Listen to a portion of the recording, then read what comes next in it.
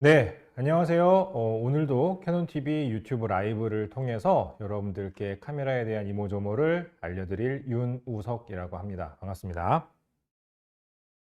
어제하고 그저께죠. 네, 이틀 동안 진행을 했는데 오늘 이제 3일차 강의를 진행을 하고자 합니다. 이제 미리 아마 뭐 안내를 보시고 신청을 하셨던 분들은 아시겠지만 오늘은 이제 카메라의 그 AF 관련된 설정에 대한 이야기를 좀 해보려고 해요.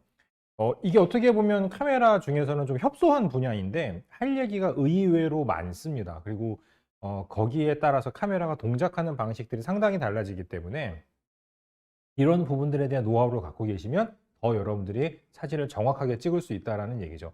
실제로 제가 지금 여기에서 강의를 한 지 거의 20년 정도 됐는데 제가 20년 전에 샀던 DSLR, 첫 DSLR하고 지금을 비교해 봐도 기본적으로 초점 맞추고 사진을 찍는다라는 부분에서 보면 메커니즘적으로 크게 바뀐 건 없어요. 그런데 세부적으로 이제 초점을 맞추는 과정에서 여러 가지 이제 그런 그 시스템들이 업그레이드가 되고 굉장히 다양한 기능들이 많이 들어갔거든요. 많이 들어갔는데 요즘도 제 주변에서 촬영하시는 분들을 보면 20년 전의 카메라하고 크게 다르지 않게 쓰시는 경우들이 많은 거예요. 그럼으로 인해서 물론 촬영에 큰 문제가 없는 경우도 많지만 이제 어떤 좀 극한 상황이 됐을 때 조금 더 정확한 촬영을 요하는 기능들이 있음에도 불구하고 못 쓰시는 분들이 많더라라는 얘기입니다. 그래서 이런 강의를 준비를 하게 됐고요.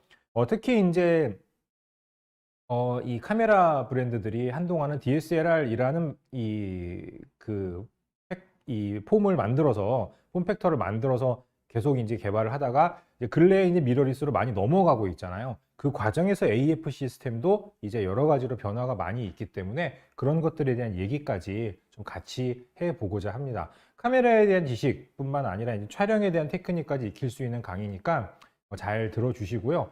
역시 이제 그 유튜브로 진행이 되고 여러분들께서 같이 채팅도 할 수 있으니까 궁금하신 게 있으면 채팅창에 언제든지 질문해 주시면 제가 답변을 해드리도록 하겠습니다. 질문이 너무 많이 올라오면 제가 중간에 조금 끊고 이제 진행을 하겠지만 궁금한 거 있으면 언제든지 물어보시면 좋을 것 같아요. 어쨌든 네, 시작을 좀 해보도록 하겠습니다. 제가 만든 이제 프레젠테이션을 보면서 이제 하나하나 차근차근 설명을 드리도록 하죠. 자, 일단 카메라의 AF 설정에는 크게 두 가지가 있습니다. 원샷 AF라는 부분과 그 다음에 서보 AF라는 부분이 있어요. DSLR 카메라에서는 서보 AF를 AI 서보라고 불렀었는데 이제 미러리스 카메라로 넘어오면서부터는 AI라는 단어는 빠졌죠. 그래서 이제 그냥 서보 AF라고 부르고 있습니다. 원샷 AF는 반셔터를 누르게 되면 삐빅 하는 소리와 함께 초점이 해당 피사체에 고정이 됩니다. 반셔터를 누르고 있는 동안에는 카메라를 움직여도 다시 카메라가 초점을 잡지 않는, 즉 초점이 고정되어 있는 상태. 이걸 이제 포커스 락이라고 이야기를 하는데요. 네, 이 상태가 되어 있고 서보 AF는 반셔터를 누르고 있는 동안 계속적으로 초점을 맞추려고 하는 기능이에요. 만약에 피사체가 옮겨지거나 카메라를 이동을 하게 되면 이동된 부분에 다시 이제 초점을 맞추게 되는 그러한 이제 기능이라고 보시면 되겠죠. 그래서 크게 이 두 가지로 분류가 되어 있습니다. 재미있는 거는 이제 그 지금 DSLR 제 앞에 오디마크4가 놓여져 있는데 이 카메라에 AI 포커스 AF라는 게 따로 또 있어요. 그러니까 사실은 AF 설정이 세 개가 있는 건데 원샷 AF하고 기본적으로 서보 AF 이 두 가지가 있고 AI 포커스는 정지된 피사체에 먼저 초점을 맞췄다가 삐빅하고 그때는 원샷으로 동작을 하는 거예요.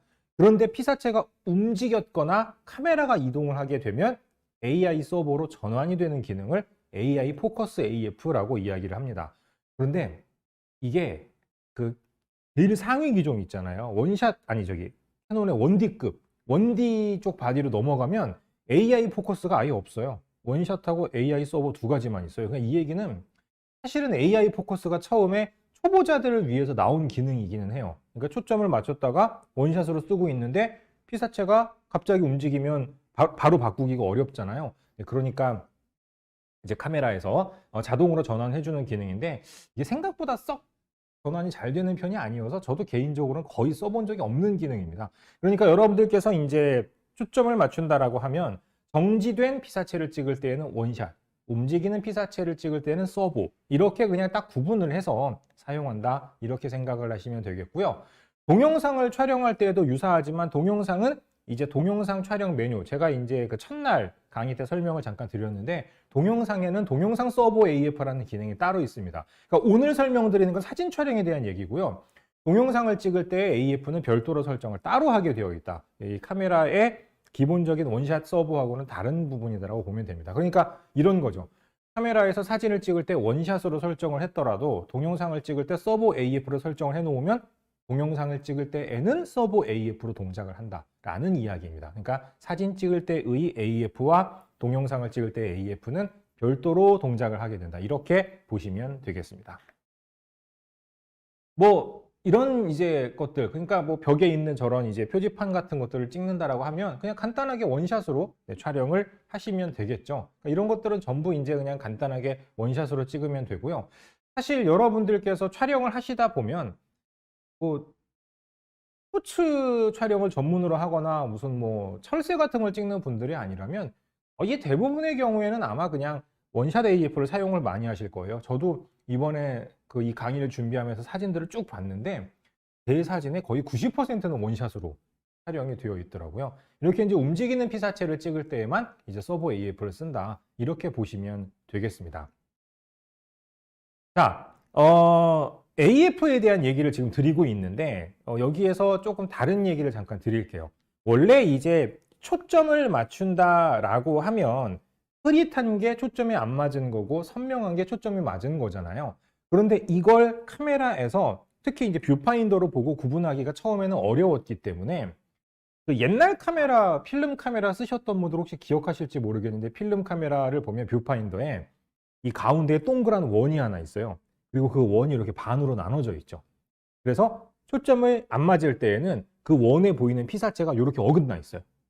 그랬다가 초점을 맞추게 되면 어떻게 돼요? 이렇게 하나로 합치가 되는 이러한 이제 그 스플릿 스크린이라고 이야기를 하는데 옛날에 수동 카메라들을 보면 대부분의 경우 이 스플릿 스크린을 가지고 초점을 맞췄습니다.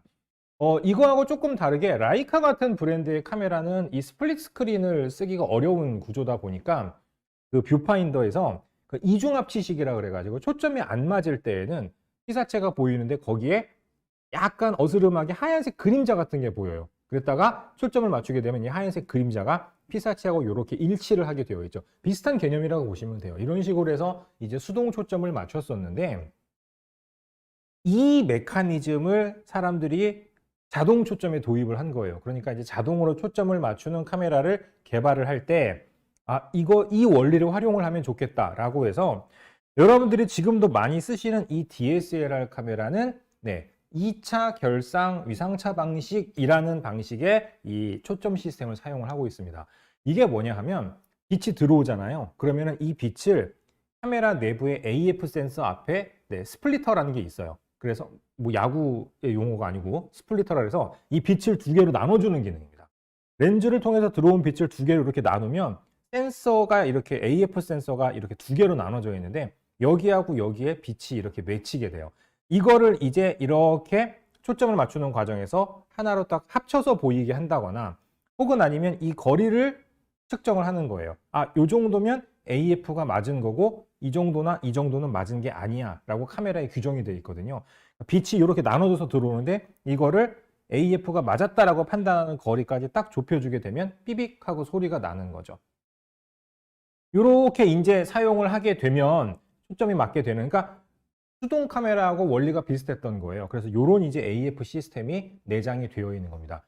이걸 이제 아까 말씀드린 대로 2차 결상 위상차 방식이라고 이야기를 하는데 이 AF 방식은 장점이 뭐냐면 렌즈를 통해서 빛이 계속 들어오고 있잖아요. 그러면은 초점이 현재 지금 맞아 있다, 맞아 있지 않다. 이거를 카메라가 미리 판단할 수 있어요. 그러니까 예를 들어서 빛이 들어오는데 스플리터를 통해서 들어온 빛이 계속 이렇게 벌어져 있어.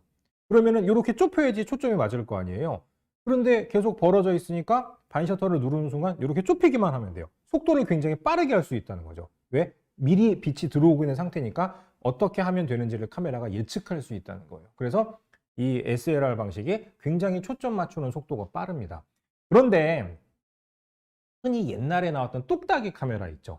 이 컴팩트 디지털 카메라들은 그런 시스템을 내장할 수 없으니까 어떻게 하냐면 카메라 센서에 빛이 들어오잖아요. 이제 풍경이 이렇게 들어오면 초점이 안 맞으면 어떻게 보이겠어요? 흐릿하게 보이죠. 맞으면 선명하고. 그러니까 렌즈 반셔터를 누르면 렌즈를 계속 왔다 갔다 왔다 갔다 왔다 갔다 왔다 갔다 하면서 이렇게 왔다 갔다 하면서 선명할 때까지 왔다 갔다 하는 거예요. 그래가지고 삐빅 하고 초점을 맞추는 방식을 썼습니다. 이걸 콘트라스트 방식이라고 이야기를 해요. 그래서 옛날에 똑딱이 카메라, 뭐 스마트폰, 기타 등등 굉장히 이런 방식을 많이 썼는데 이 방식의 장점은 선명할 때까지 렌즈를 왔다 갔다 하니까 초점에 오차가 없어요. 무조건 정확하게 맞긴 하는데 속도가 굉장히 느린 게 단점입니다. 그래서 그냥 딱 구분을 하면 옛날에 DSLR은 빠르고 컴팩트 카메라는 느리고 하지만 DSLR은 약간 오차가 있고 컴팩트 카메라는 없고 이렇게 딱 구분이 돼 있었던 거죠. 그런데 미러리스 카메라가 나왔어요.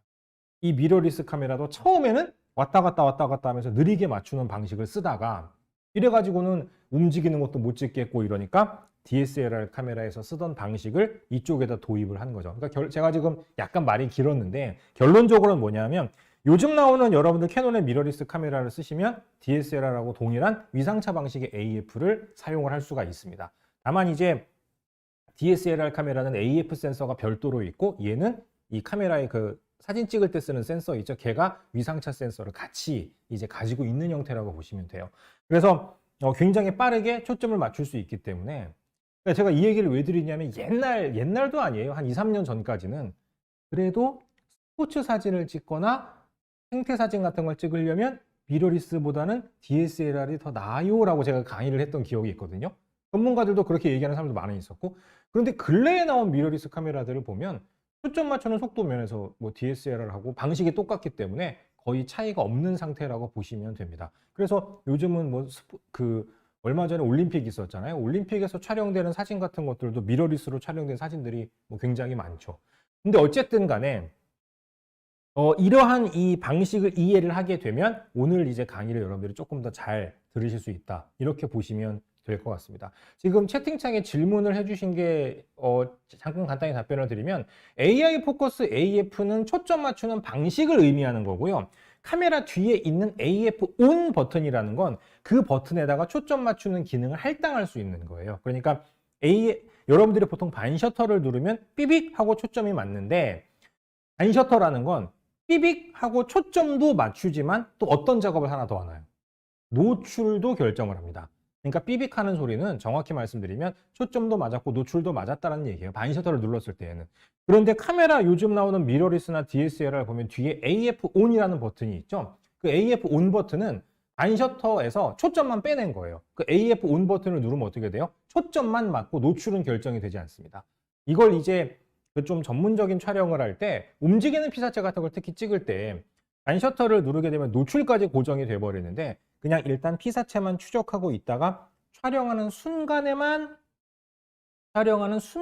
노출이 고정되는 그러한 작업을 하고 싶다라면 AF ON 버튼을 따로 쓰면 되는 거죠. 그러니까 AF ON 버튼은 그냥 반셔터하고 거의 동일한 기능이다라고 보시면 돼요. 그때 내가 원샷을 쓸지 AI 포커스를 쓸지 AI 서버를 쓸지 그걸 이제 결정할 수 있다. 이렇게 보시면 되겠습니다. 그리고 초점이 맞았다라는 소리가 나올 때도 있고 안 나올 때도 있다라고 하셨는데 그 삐빅하고 빨간색이 뜨면서 초점이 맞았다라고 나오는 건 이제 삐빅 소리가 나는 건 원샷 AF일 때고요. AI 서버로 사용을 하시면 초점이 맞았다라고 빨간색 뷰파인더에서 AF 포인트가 보이지만 렌즈가 계속 돌아가기 때문에 삐빅 소리가 안 납니다. 그리고 하나 더. 여러분들이 너무 가까이에서 촬영을 하시잖아요. 그러면 초점이 정확하게 안 맞거든요. 그러면 반셔터를 눌러도 초점이 안 맞기 때문에 삐빅 소리가 나지 않습니다. 그렇게 이제 그 생각을 하시면 될 것 같아요. 자, 그러면 넘어가 보도록 하죠. 이제 AF 포인트를 선택하는 방법에 대한 이야기를 드리고자 하는데 잠깐 이 카메라를 직접 보면서 이제 설명을 드리도록 하겠습니다. 이 카메라 외관을 좀 잠깐 보면서 설명을 좀 드리도록 할게요. 이제 요 오디마크4인데 지금 위에 카메라가 꺼져갖고 잠시만요. 자, 오디마크4인데 이 오디마크4라는 카메라에는 AF 포인트 선택 버튼이 여기 있습니다.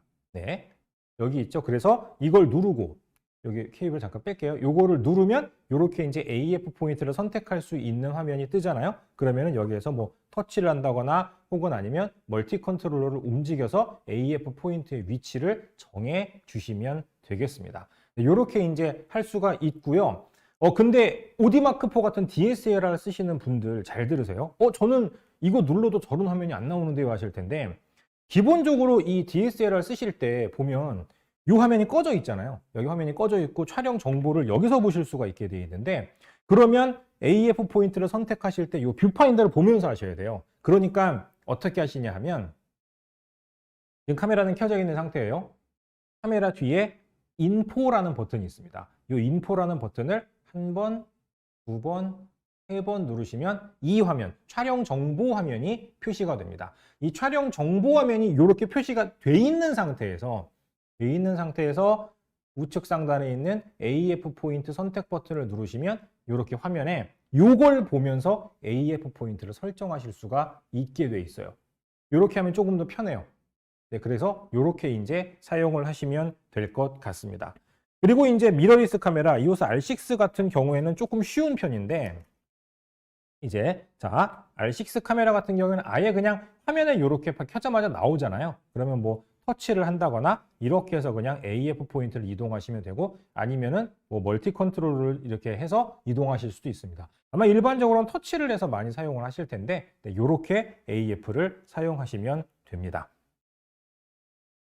자, 그럼 다시 이제 프레젠테이션 화면으로 돌아가 보도록 하겠습니다. 네.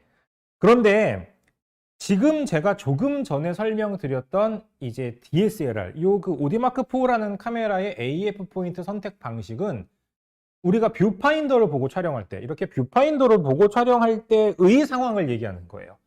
만약에 라이브 뷰라고 하죠. 요 뒤에 화면을 보면서 설명하는 요 라이브 뷰 상태에서 여러분들이 사용을 한다라고 하면 그때는 조금 얘기가 달라집니다. 이 라이브 뷰 상태에서는 미러리스하고 동일하게 사용할 수 있다. 이렇게 보시면 되겠습니다.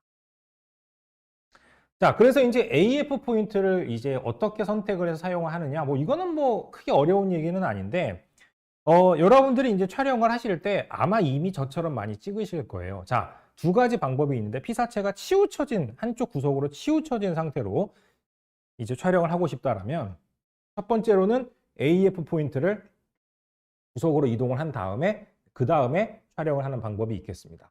두 번째로는 어떻게 해요? 그냥 가운데에 놔둔 다음에 삐빅 해서 초점 맞추고 반셔터 누른 상태에서 이렇게 구도 바꿔가지고 찍는 이런 방법도 있을 수 있다는 거죠. 뭐 전자나 후자 중에서 여러분들이 편리한 걸 하나 선택하시면 되는데, 개인적으로 조금 빠르게 찍을 때는 그냥 가운데에 있는 상태에서 초점 맞추고 이렇게 구도 바꿔서 찍는 게 훨씬 쉽거든요. 빠르고. 그렇기 때문에 그런 방식을 저는 선호합니다, 개인적으로. 그래서 그렇게 하시면 되겠고, 특히 이제 이런 오디마크4 같은 카메라는 AF 포인트가 61개가 있잖아요. 그 중에서 하나를 선택하는 게 상당히 까다롭기 때문에 잘 쓰게 되지 않았던 것 같아요. 그리고 그것과 맞물려서 이제 좀 여러분들의 설명 하나 드리고 싶은 게, 이런 질문들을 많이 하세요. 거리 차이가 있는 피사체를 한 프레임에 잡을 때, 이거 쉽게 설명드리면 예를 들어서 웨딩 사진을, 단체 사진을 찍는데 이런 거예요. 뭐 한 세네 줄로 서 있으면 초점을 어디다 맞춰야 되나요? 라고 물어보시는데, 사실은 그건 초점에 대한 문제가 아니에요. 초점은 앞에다 맞추건 뒤에다 맞추건 이렇게 했죠. 앞에다 맞추면은 뒤가 좀 흐릿하게 나올 수도 있고, 뒤에다 맞추면 앞에다가 흐릿하게 나올 수도 있고, 그럼 중간에 맞추면 되냐? 그럼 또 앞뒤가 다 흐릿할 수 있잖아요. 이건 심도에 대한 문제예요. 심도. 그러니까 조금 거리 차이가 있는 이렇게 피사체를 둘 다 선명하게 찍어야 된다. 이거는 심도예요. 초점이 아니라. 그러니까 이쪽에 맞추건 이쪽에 맞추건 상관은 없는데, 조리개를 조여서 둘 다 심도 범위 안에 들어오도록 만드는 게 중요하다라는 얘기입니다. 그러니까 거리 차이가 있는 피사체를 선명하게 찍고 싶다라면 일단은 조리개를 좀 조이는 게 중요하다. 그리고 그 피사체 중에서 조금 더 잘 표현하고 싶은 피사체 쪽에 초점을 맞추면 되지만, 기본적으로 조리개를 조이면 초점 범위 안에 다 들어오기 때문에 이것도 선명하고 이것도 선명한 거예요. 그러니까 그렇게 촬영을 하시면 되겠습니다. 결국 단체 사진을 찍을 때는 어떻게 해라? 네, 조리개를 조여라 라는 얘기예요. 보통 뭐 한 8, 11, 뭐 요 정도로 조이면은 앞뒤가 다 선명한 사진을 찍을 수가 있습니다. 이제 이 사진 같은 경우에 제가 와 이거 벌써 10년 됐네. 10년 전에 스위스 갔을 때 찍었던 건데 지금 피사체가 굉장히 구석에 위치를 하고 있잖아요. 그래서 DSLR 카메라, 특히 이제 오디마크4나 6D 계열, 1D 계열의 이 DSLR 카메라들은 뷰파인더를 보시면 아시겠지만 AF 포인트가 가운데에 몰려 있어요. 주변에는 없어요. 그게 이제 카메라 구조상 어쩔 수 없는 부분인데 그러다 보니까 저 사진을 찍을 때 AF 포인트를 이렇게 대각선 아래로 왼쪽 아래로 이동해서 저기까지 위치를 시켜서 찍을 수가 없게 되어 있다는 얘기입니다. 그럼 어떻게 해요? 저기 앉아있는 사람을 가운데다가 놓고 초점을 삐빅 맞춘 다음에 반셔터를 누른 상태에서 구도를 바꿔서 사진을 찍으면 된다라는 얘기인 거죠. 뭐 예전에 인터넷 커뮤니티에 보면은 삐빅 초점 맞추고 이렇게 구도를 바꾸면 핀이 나간다, 초점이 나간다 뭐 이런 얘기를 하는데 저렇게 멀리 있는 저 정도의 피사체에는 초점에 전혀 문제가 없습니다. 그러니까 그냥 반셔터 누르고 이동해서 가시면 되겠습니다. 네, 지금 질문을 많이 해주셨는데 간단히 답변을 드릴게요. 카메라별로 AF 포인트 개수가 차이가 있죠. 고가의 카메라일수록 AF 포인트가 많고, 그런데 일단요, 많다고 무조건 좋은 건 아니에요. 하지만 고가의 카메라들에 더 정밀하고 빠른 AF 시스템이 탑재가 되어 있기 때문에 일반적으로는 많은 카메라가 더 좋은 카메라가 맞습니다. 많다고 해서 무조건 정확하다고 볼 수는 없지만 일반적으로 그렇다는 얘기예요. 그렇기 때문에 그렇고요. 그리고 이따가 뒤에서 나올 얘기인데 미리 잠깐 설명을 잠깐 드리면 이 오디마크4가 61개가 있다고 그랬잖아요. 그 61개가 다 성능이 똑같은 게 아니에요. AF 포인트별로 검출할 수 있는 신호의 정밀도와 방향이 조금씩은 다르게 세팅되어 있습니다. 결론부터 말씀드리면 가운데 게 제일 정확해요. 주변으로 갈수록 정밀도가 약간씩은 떨어지게 되어 있죠. 그렇기 때문에 오디마크4의 주변 것과 6D 계열의 가운데 것과 비교를 하면 6D 계열의 가운데 게 더 정확할 수 있다는 거예요. 그러니까 카메라별로 약간씩의 차이는 있지만 조금 고가의 카메라들은 포인트 수가 많고 더 빠르고 더 정밀한 AF 포인트가 더 많이 달려 있다. 이렇게 생각을 하시면 되겠습니다. 이 AF 카메라 센서, 이 DSLR 카메라 안에 들어가는 AF 센서는 이 크기가 정해져 있어요. 그런데 풀프레임 카메라는 센서가 크고 크롭 바디는 작잖아요. 그러다 보니까 풀프레임 카메라를 쓰면 이 센서가 가운데 몰릴 수밖에 없어요. AF 이 센서 포인트들이. 크롭 바디들은 조금 이제 넓게 센서가 작으니까 넓게 분포가 될 수 있겠죠. 그러다 보니까 이제 풀프레임 바디들이 약간 가운데에 모여 있는 그런 이제 일종의 부작용이죠. 이제 그렇게 될 수가 있는데 카메라 기종별로 약간씩은 그 넓이가 다를 수는 있는데 일반적으로 크롭 바디들은 비슷한 범위를 커버하고 역시 또 풀프레임 바디들도 비슷한 범위들을 커버합니다. 90D 같은 경우에는 크롭 바디잖아요. 그러니까 6D 마크2보다는 조금 더 주변까지 커버가 되는 AF 포인트를 가지고 있다. 이렇게 보시면 될 것 같습니다. 그리고 초점 이동할 때 수평 이동과 수직 이동 둘 다 하셔도 돼요. 앞뒤로 이동만 안 하시면 돼요. 카메라를. 그러니까 딱 초점 잡고 이렇게 확 이동하진 않잖아요. 초점을 잡고 약간 이동을 할 때 위아래 상하 좌우 다 왔다 갔다 하셔도 됩니다. 근데 이제 그 과정에서 나도 모르게 몸이 이렇게 앞뒤로 흔들린다거나 이러면 초점이 나갈 확률이 있겠죠. 그것만 피하시면 돼요. 수평 이동만 해야 되고 수직 이동은 뭐 하면 안 된다 이런 거는 아니에요. 그렇습니다. 그러니까 이런 거 같은 경우에도 사실은 저는 촬영 버릇이 전부 이제 AF 포인트를 주로 가운데를 많이 쓰기 때문에 가운데에다가 맞춰놓고 그 다음에 이제 초점을 고정한 다음에 구도 변경해서 찍는 뭐 이런 형태로 촬영을 했던 것 같습니다. 그런데 이제 이게 그렇잖아요. 지금 앞에 이제 저기 살짝 노란색으로 그 이렇게 산 같은 게 여기 그랜드 캐년인데 있고 멀리에 풍경이 있단 말이에요. 앞부터 뒤까지 다 선명하게 찍고 싶어. 만약에 망원 렌즈로 이거 촬영을 한 건데 조리개를 조금 열어서 찍었다. 그랬으면 앞에 초점을 맞췄으면 뒤에가 선명하지 않았을 거예요. 그러니까 이건 어떻게 한 거예요? 조리개를 조인 거예요. 조리개를 11일까지 조여서 촬영했기 때문에 앞에다가 초점을 맞추긴 했거든요. 하지만 뒤에까지 선명하게 나온 사진이다 라는 얘기입니다. 그러니까 이런 사진을 찍을 때 앞에만 선명하고 뒤를 약간 흐릿하게 할 거면 조리개를 열어야 되는 거고요. 초점하고는 상관이 없는 거예요. 그리고 뒤에까지 선명하게 찍고 싶다라면 조리개를 조이면 뭐 어디에다가 초점을 맞추건 크게 상관은 없다. 이렇게 보시면 되겠죠. 네, 그래서 여러분들께서 이제 AF 포인트를 이동해서 찍을 거냐, 아니면 그냥 가운데에 놔두고 초점 맞추고 바로 구도 변경을 해서 찍을 거냐. 이거는 이제 습관의 차이이니까 여러분들이 편한 대로 선택을 하시면 되겠습니다. 자, 이제 AF 포인트 선택 방법이라는 오늘 강의에서 상당히 중요한 부분에 대한 이야기를 해드리도록 하겠습니다.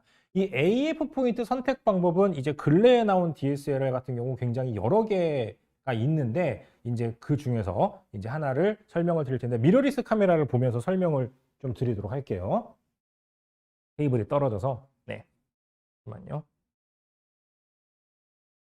자, 카메라 메뉴 화면을 보면서 좀 얘기를 좀 해보도록 하죠. 이 메뉴 화면을 이렇게 이제 화면을 보고 있는 상태에서 카메라 우측 상단에 있는 AF 포인트 선택 버튼을 누르면 이렇게 그 AF 포인트를 멀티 컨트롤러로 이동을 하거나, 혹은 아니면 MFN 버튼을 눌러서 AF 포인트 선택 방법을 고를 수가 있게 되어 있습니다. 이런 식으로. 그러니까 미러리스 카메라를 가지고 계신 분들은 어떻게 하면 된다고요? 우측 상단에 있는 AF 포인트 선택 버튼을 먼저 누르고, 그 다음에 셔터 버튼 바로 뒤에 MFN 버튼이 있죠? 그걸 눌러가지고 이렇게 AF 포인트 선택 모드를 바꿔주시면 됩니다. 일단 기본적으로 쓰는 건 뭐예요? 1포인트 AF예요. 이게 기본이에요, 이게. 그러니까 대부분의 상황에서 특히 정지된 피사체를 찍을 때에는 1포인트 AF를 쓰는 게 가장 무난하다라고 알고 계시면 되겠습니다. 그 다음에 이제 정지된 피사체를 찍을 때 하나 더 쓸 수 있는 게 뭐예요? 여기 보시면은 스팟 AF라는 게 있습니다. 이 스팟 AF는 보시는 대로 사각형이 좀 작죠. 1포인트 AF에 비해서 조금 더 정밀한 위치에 피사체를 포착할 수 있는 그러한 기능이에요. 그러니까 생각해보면 그러면은 스팟 AF가 더 좋은 거 아니야? 실제로 제 주변에 어떤 분은 기본 값으로 스팟 AF를 쓰시더라고요. 그래서 제가 그러지 말라 그랬는데, 이 스팟 AF가 좋은 점도 있지만 오히려 그냥 일반적인 피사체를 찍을 때는 너무 범위가 좁으면 오히려 안 좋은 경우도 있습니다. 속도가 조금 느려진다거나. 그래서 개인적으로는 그냥 일반적인 피사체를 찍을 때는 1포인트를 쓰시고요. 그 다음에 뭐 접사 같은 거 하실 때 조금 아주 미세한 영역에 대한 포커스를 맞출 때에만 스팟 AF를 쓰면 되겠다. 이렇게 알아두시면 될 것 같아요.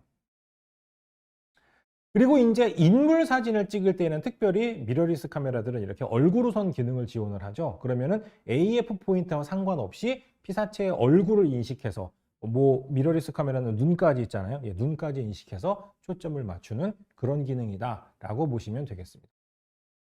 그런데요, 이 1포인트 AF가 저 사각형이 꽤 커 보이긴 하는데, 여기서 보니까 저게요 의외로 범위가 좁아요. 그러니까 움직이는 피사체를 찍을 때에는 상당히 난감한 부분이 발생합니다.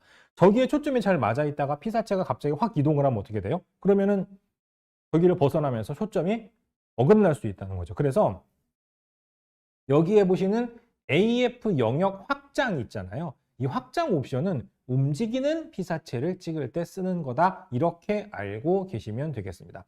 이 AF 영역 확장을 쓰시면 어떻게 되냐 하면, 일단은 가운데 게 메인이에요. 그러니까 주변에 사각형이 여러 개가 있지만 일단은 가운데 게 메인인데, 움직이는 피사체를 추적하는 서브 AF를 쓸 때, 이제 어떻게 되느냐? 주변 거를 같이 쓰는 거예요. 범위가 조금 더 넓어지는 거죠. 그래서 두 가지가 있습니다. 상하 좌우로 확장을 하는 것과 그 다음에 대각선 범위까지 확장을 하는, 이렇게 두 가지 옵션이 있는데, 이렇게 하면 조금 더 넓은 영역을 추적할 수 있기 때문에 움직이는 피사체를 추적할 때 조금 더 수월할 거예요. 그리고 이제 존 AF라는 게 있습니다. 존 AF는 조금 달라요. 그러니까 AF 영역 확장은 뭐예요? 가운데 게 메인이고 주변 거는 움직이는 걸 추적할 때만 사용한다라고 보시면 되는데, 존 AF는 여기 가운데에 지금 저 전체가 영역이에요. 저기 안에 들어온 데다가 초점을 맞춥니다. 그리고 존 AF의 특징은 저기 저 규정된 영역, 저 사각형 영역 안에 들어온 데에다가 초점을 맞추는데, 그 피사체들 중에서 거리가 조금 가깝고 주로 이제 선명하게 보이는 피사체를 위주로 초점을 맞추고요. 그 상태에서 반 셔터를 누르고 있으면 초점이 처음 맞은 피사체가 있겠죠? 그걸 추적을 해요. 이렇게. AF 포인트가 추적을 쭉 합니다. 지금은 이제 움직이는 피사체가 제 앞에 없기 때문에 딱 보여드리기 어려운데, 그러니까 존 AF는 전체가 활성화가 되어 있고 그 존 안에 들어온 피사체 중에서 가깝고 선명한 피사체에 우선적으로 초점을 맞추고 서버 AF를 쓸 때 반셔터를 누르고 있으면 계속 AF 포인트가 그 피사체를 추적을 한다. 저 존 안에서. 이렇게 보시면 되겠죠. 그래서 조금 더 넓은 영역에 분포가 되어 있는 움직이는 피사체를 찍거나 혹은 아니면 이런 경우 있잖아요. 카메라 고정해 놓고 쭉 움직이는 거 따라갈 때. 이럴 때 존 AF를 쓴다. 이렇게 보시면 되겠습니다. 그래서 일반 존 AF가 있고 대형 존 AF가 있어요. 미러리스 카메라는 수직과 수평으로 이렇게 나뉘게 되는데 이 존을 통해서 저 존 안에 있는 AF를 움직이는 피사체를 조금 더 수월하게 초점을 맞출 수가 있게 되어 있습니다. 그리고 이제 별도로 DSLR 카메라 같은 경우에는 자동 선택이라는 기능이 있죠. 이거는 이제 그 AF 포인트 전체를 활성화를 시킨 다음에 그 중에서 알아서 역시 선택을 해서 존 AF하고 비슷한 개념인데 AF 포인트 전체를 활성화시키고 그 중에서 카메라가 판단해서 알아서 초점을 맞추는 기능이다. 이렇게 보시면 되겠습니다. 그러니까 사실 움직이는 피사체를 찍지 않는 경우라면 대부분의 경우 뭘 쓰면 돼요? 그냥 1포인트 쓰면 돼요. 사실은. 그리고 저는 움직이는 피사체를 찍는 작가가 아니기 때문에 거의 대부분의 경우 1포인트 AF만 썼던 것 같아요. 그런데 움직이는 피사체를 찍으신다라면 저 개인적으로는 이렇게 구분해요. 한 놈만 쫓아다닐 거다 계속. 한 피사체만 지속적으로 쫓아다니는 서버 촬영이라고 하면 확장을 쓰세요. 훨씬 더 촬영이 잘 됩니다. 그리고 카메라를 고정시켜 놓고 움직이는 걸 따라간다거나 여기저기에 초점을 빠르게 맞춰야 되는 상황이라면 존 AF를 쓰는 걸 권해드립니다. 그래서 상황에 따라 선택을 하시면 조금 더 수월하게 맞추실 수 있을 거라고 생각을 해요. 근데 사실은 이제 여담입니다만 제가 옛날에 야구장에서 촬영을 한 적이 있었는데 저는 강의를 오래 한 사람이니까 이런 설정들을 다 알 거 아니에요. 그 스포츠 신문 기자님들을 만나서 얘기를 할 때가 있었는데 오히려 그분들은 이런 기능을 다 알지는 못해요. 심지어는 그냥 가운데 거 하나만 놓고 찍으시는 분들도 많은데 촬영한 거 보면 저보다 결과물이 훨씬 좋은 거예요. 그래서 그때 알게 되죠. 아, 이거는 기능을 활용하는 것도 중요하지만 이 노하우가 굉장히 중요하구나 라는 걸 알게 돼서 특히 움직이는 거 찍으시는 분들은 이 움직이는 피사체를 쫓아다니는 것에 대한 감을 좀 많이 익히는 게 중요합니다. 자, 그러면 다시 그 프레젠테이션 화면으로 넘어가 볼게요. 자, 좀 이제 구분이 되셨을 거라고 생각을 하는데 이걸 이제 여러분들이 잘 활용을 해서 움직이는 피사체를 추적하시면 조금 더 효과적으로 촬영을 하실 수가 있을 겁니다. 이제 이 사진 같은 경우에는 AF 포인트를 약간 왼쪽으로 이동한 상태에서 포착을 한 거예요. 그렇기 때문에 저런 구도로 찍을 수가 있었는데 뭐 일반적으로는 그냥 가운데에 놓고 찍은 다음에 약간 사진을 잘라내서 저런 구도를 만드는 방법도 있을 수 있습니다. 그리고 저기 아까도 잠깐 말씀드렸지만 DSLR, 그러니까 미러리스는 AF 포인트가 가운데 거하고 주변 거하고 편차가 거의 없다고 보시면 돼요. 그런데 DSLR, 특히 이 뷰파인더를 보고 촬영하는 DSLR AF 포인트는 가운데 게 제일 정확하고 주변으로 갈수록 정밀도가 조금 떨어집니다. 특히 주변부 거는 조금 많이 떨어지는 편이라서 움직이는 피사체를 정확하게 추적해서 찍고 싶다, 선명하게. 그러면 그냥 가운데 거 쓰시는 게 제일 나아요. 가운데 거. 뭐 저런 구도로 찍고 싶다. 그럼 나중에 사진을 조금 잘라내는 한이 있더라도 일단 가운데 거를 쓰는 게 가장 정확하긴 합니다. 그래서 저는 DSLR을 오래 썼지만 쓸 때 가운데 걸로 움직이는 것도 거의 촬영을 많이 했던 것 같아요. 그거를 좀 알아두시고 사용을 하시면 조금 더 도움이 되실 겁니다. 네, 그래서 이제 이런 거 같은 경우에는 자동 선택으로 촬영을 해봤던 건데 제가 원하는 피사체에 알아 초점이 잘 맞았죠. 그러니까 우리가 이 가지고 있는 카메라에 AF 포인트를 여러 개를 동시에 활성화를 시키면 카메라는 우선적으로 가까이에 있고 선명한 피사체에 초점을 맞추려고 하는 경향이 있고 일반적인 상황에서는 뭐 크게 문제 없이 동작을 하게 되는 경우들이 있어요. 이것도 이제 가까이에 있고 선명한 저 갈매기한테 초점이 잘 맞은 건데 근데 이제 가끔 그 AF 포인트를 자동 선택으로 설정을 하면 내가 원하지 않는 쪽에 초점이 맞는 경우도 있습니다. 그러니까 가운데 거 하나만 쓰면 상관이 없는데 여러 개를 동시에 활성화시키는 존 AF나 자동 선택을 쓰게 되면 나는 여기다 맞추고 싶은데 계속 지가 가서 여기다 맞추는 뭐 이런 현상들이 있을 수도 있어서 그런 경우에는 여러분들의 수동 선택을 해서 촬영을 하는 걸 알아두시면 좋을 것 같아요. 자, 그래서 이제 AF 포인트 선택하는 팁에 대한 얘기를 조금 더 미리 말씀을 드렸는데 설명을 드려보죠. 자, 미러리스 카메라는 사실은 그냥 카메라 센서만 있어요. 뷰파인더가 있기는 하지만 그 뷰파인더 안에도 그냥 스크린이 들어있는 거죠. 그래서 이렇게 뷰파인더를 보고 찍을 때나 그냥 화면을 보고 찍을 때나 동일한 AF 시스템을 사용을 합니다. 그런데 DSLR 카메라는 이 뷰파인더를 보고 찍을 때의 AF 시스템하고 그 다음에 이 화면을 보고 찍을 때 라이브 뷰 상태에서의 AF 시스템이 완전히 달라요. 그리고 DSLR 카메라는 움직이는 피사체를 특히 찍을 때는 뷰파인더를 보고 촬영하는 게 훨씬 더 유리합니다. 속도가 빠르고 이 미러리스에 비해서는 조금 더 나아요. 그러니까 이 그 뷰파인더를 보고 촬영을 움직이는 피사체는 뷰파인더를 보고 촬영을 하시고 그 다음에 그 이 화면을 보고 촬영하는 건 주로 이제 정지된 피사체를 찍을 때 많이 사용을 하시면 될 것 같습니다. 그리고 아까 이제 AF 포인트에 대한 얘기를 드렸는데 잠깐 그 오디마크4 요거 메뉴 화면 좀 볼게요. 네. 여기 메뉴로 들어가 보면 AF 관련 옵션이 있잖아요. 여기에서 조금 이제 생소한 단어들이 나올 텐데 예를 들면 여기 있죠. 선택 가능한 AF 포인트.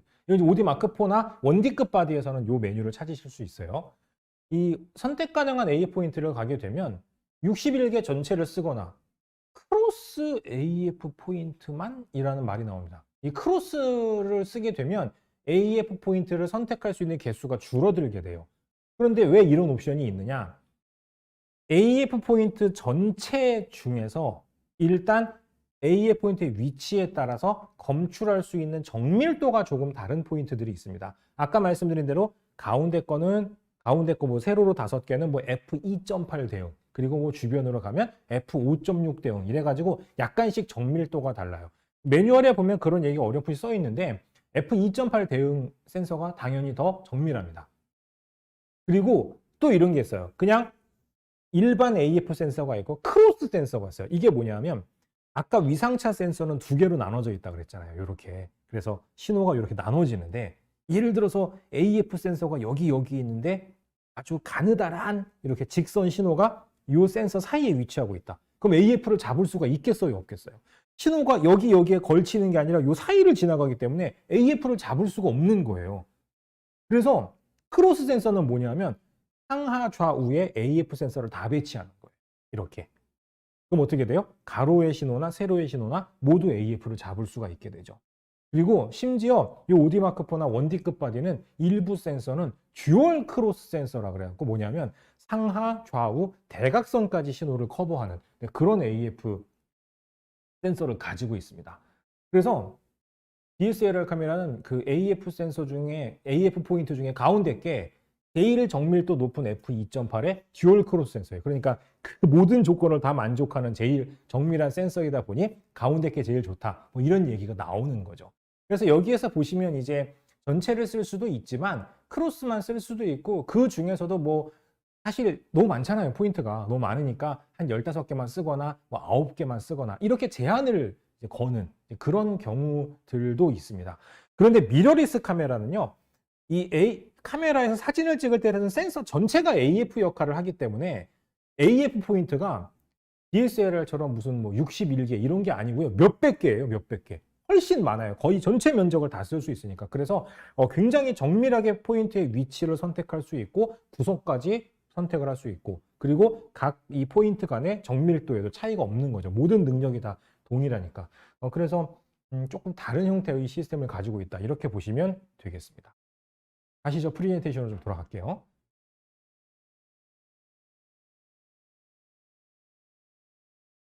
네. 그 DSLR 같은 경우에는 아까 말씀드린 대로 뷰파인더하고 라이브 뷰가 다르다 그랬잖아요. 뷰파인더가 더 빨라요. 그런데 정밀도는 라이브 뷰 상태가 조금 더 좋아요. 그리고 라이브 뷰일 때는 구석까지 커버가 가능하지만 뷰파인더는 포인트가 가운데에 몰려 있으니까 선택 영역이 좀 달라지게 되겠죠. 그리고 어두운 데에서 촬영을 하는 과정에서는 뷰파인더로 찍는 것보다 라이브 뷰를 쓰는 게 조금 더 초점이 잘 맞습니다. 네, DSLR의 라이브 뷰와 미러리스하고 기본적으로 시스템은 똑같아요. 사실 이 오디마크4하고 이오스 R을 비교를 하면, R 시리즈를 비교하면, 그러니까 오디마크4를 라이브 뷰로 쓸 때하고 R 시리즈를 그냥 쓸 때하고 속도를 비교하면 R이 당연히 좀 더 빠르기는 한데, 오디마크4의 라이브 뷰도 뭐 느린 건 아닙니다. 하지만 오디마크4의 AF 속도는 이 라이브 뷰를 쓸 때보다는 뷰파인더가 좀 더 빠르다. 이렇게 보시면 될 것 같습니다. 근데 어쨌든 제가 이 얘기를 왜 드리냐면, 야경 같은 거 찍을 때 있잖아요. 특히 제가 언제 느꼈냐면, 이거 뒤에 사진이 있나? 네, 이 사진인데, 저 하늘에 초승달에 초점 맞춘 거예요. 하늘에. 근데 뷰파인더로 찍을 때에는, 이게 오디마크4로 찍은 사진이거든요. 뷰파인더로 찍을 때에는 저 초승달에 초점이 안 맞아요. 근데 라이브 뷰로 하면 맞아요. 이게 뭐냐? 라이브 뷰가 어두운 데에서의 초점 검출 능력이 더 뛰어나다라는 얘기입니다. 그러니까 당연히도 미러리스 카메라는 기본적으로 라이브 뷰잖아요. 그래서 어두운 데에 있는 피사체를 초점을 잡는 능력이 굉장히 뛰어납니다. 정말 굉장히 어두운 데에 있는 것도 이게 맞을까 싶은 것도 맞는 경우들이 있어요. 물론 이제 하늘에 있는 별에 맞거나 이러지는 않지만 상당히 어두운 피사체도 초점을 굉장히 잘 맞추고, 뭐 이오스 R5나 R6는 굉장히 이 저조도 검출 능력이 뛰어나기 때문에 저도 초반에 써봤을 때 굉장히 많이 놀랬던 그런 기억이 있거든요. 그래서 이런 것들을 알아두고 초점을 맞추시면 좋겠습니다. 특히 야경 찍을 때요. 뷰파인더로 보면 뭐 초점도 초점이지만 야경이 잘 안 보이잖아요. 너무 어두워서.